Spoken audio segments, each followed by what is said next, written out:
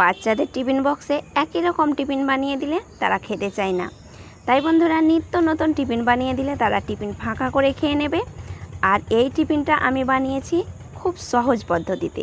তাই বন্ধুরা, ঝটপট আলু দিয়ে তোমাদের এই রেসিপিটা বানিয়ে দেখাবো। মাত্র দুটো উপকরণ দিয়ে খুব সহজে বানিয়ে নিতে পারবে এই টিফিনটা একবার বানিয়ে বাচ্চাদেরকে দেবে। হেলদি একটা রেসিপি।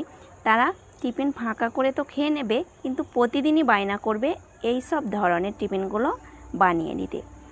এতটাই টেস্টি হয় খেতে।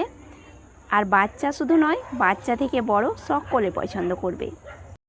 তার জন্য এই টিফিনটা বানাতে আমার লেগেছে আলু। প্রথমে আমি আলুটাকে কুচি করে কেটে নিচ্ছি। আর বন্ধুরা, এইরকম ছোট ছোট কুচি করে আলুটাকে কেটে নেওয়ার চেষ্টা করবে। আর কাটার সঙ্গে সঙ্গে জলের মধ্যে ডুবিয়ে দেবে। আলুর যে একটা কষ থাকে সেটা বার হয়ে যাবে আর কালো হয়ে যাবে না।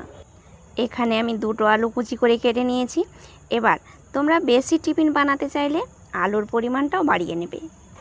এবার এই আলুটাকে 2-4 বার ভালোভাবে পরিষ্কার করে ধুয়ে নিয়েছি। তারপর সরাসরি মিক্সিং জারের মধ্যে দিলাম। আলুর মধ্যে এবার দিয়ে দিচ্ছি একটা ডিম। তোমরা দুটো ডিম দিয়েও বানাতে পারো। বেশি পরিমাণে টিফিনটা বানাতে চাইলে উপকরণগুলো একটু বেশি ব্যবহার করবে। ঢাকা দিয়ে ব্লেন্ড করে নেব। একটা পাত্রের মধ্যে ব্লেন্ড করা আলু ডিমের পেস্টটাকে ঢেলে নিচ্ছি। দেখতেই পাচ্ছ বন্ধুরা, আলু ডিমের পেস্টটা একদম গোটা ভাব নেই, স্মুথভাবে পেস্টটা করে নিয়েছি। সঙ্গে এবার উপকরণগুলো দিচ্ছি। আধা চামচ গোটা জিরে, আধা চামচ নিয়েছি জিরে ভাজা গুঁড়ো, আর দিয়ে দিচ্ছি আধা চামচ পরিমাণে হলুদ গুঁড়ো, আধা চামচ পরিমাণে লাল লঙ্কার গুঁড়ো।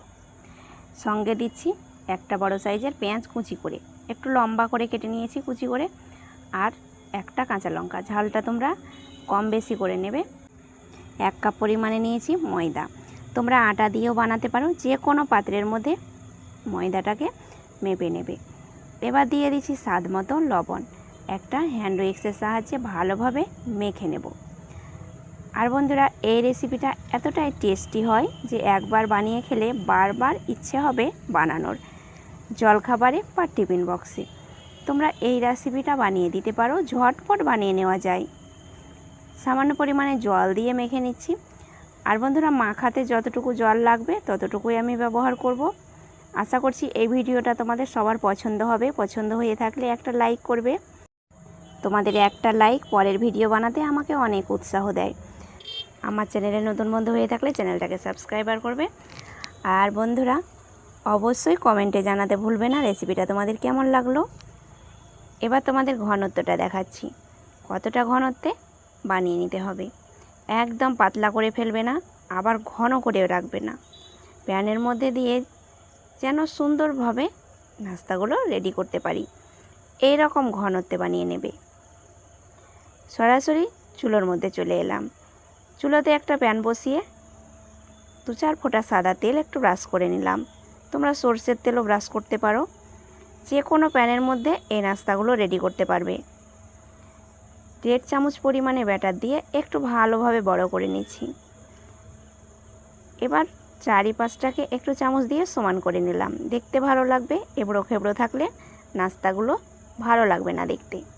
ঢাকা দিচ্ছি কিছুক্ষণের মতো। কিছুক্ষণ পর দেখো ঢাকনা খুলে নিয়েছি। উপরটা একদম ড্রাই হয়ে গেছে। আর এক পাশ করে দিলাম। এ পাশটাকেও ভালোভাবে ভেজে নেব। উল্টে পাল্টে 2 পাশ ভেজে নিতে হবে। তাহলে খুব সুন্দর একটা ফুলকো ফুলকো ভাব হবে। নাস্তাগুলো খেতে দারুণ হবে। একটা প্লেটের মধ্যে উঠিয়ে নিলাম। আবারও ওই প্যানের মধ্যে 2 ফোঁটা মতো তেল দিলাম। তেলটাকে একটু ব্রাশ করে নিয়ে কিছু পরিমাণে ব্যাটার দিয়ে গোল করে নেব।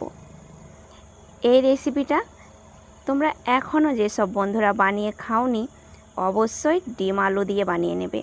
হেলদি একটা টিফিনের রেসিপি, কেউ মিস করবে না। দুর্দান্ত লাগে খেতে। আবারও আমি ঢাকা দিয়ে দিলাম। আর এক পাশ করে দিচ্ছি। আর বন্ধুরা, এই নাস্তাগুলো এতটাই চটজলদি তৈরি হয় যে ভাবা যাবে না। একে একে সমস্ত টিফিনগুলো আমি তৈরি করে নিয়েছি। আর দেখতে পাচ্ছ বন্ধুরা কতটা নরম হয়েছে। এই নাস্তাগুলো এতটাই নরম তুলতুলে হয় যে বাচ্চারা খেলে বাচ্চাদের পেটের কোনো প্রবলেম হবে না। এই নাস্তাটাকে রোল বানিয়েও বাচ্চাদেরকে টিফিন বক্সে ভরে দিতে পারো, আবার যে কোনো স্পাইসি সসের সঙ্গেও বাচ্চারা ডুবিয়ে খেতে পারে। এতটাই টেস্টি হয় সসের সঙ্গে খেলে। অবশ্যই বাড়িতে একবার হলেও ট্রাই করবে। আজ তাহলে এই পর্যন্তই। পরের ভিডিও দেখার আমন্ত্রণ রইল। ভালো থাকবে। ধন্যবাদ।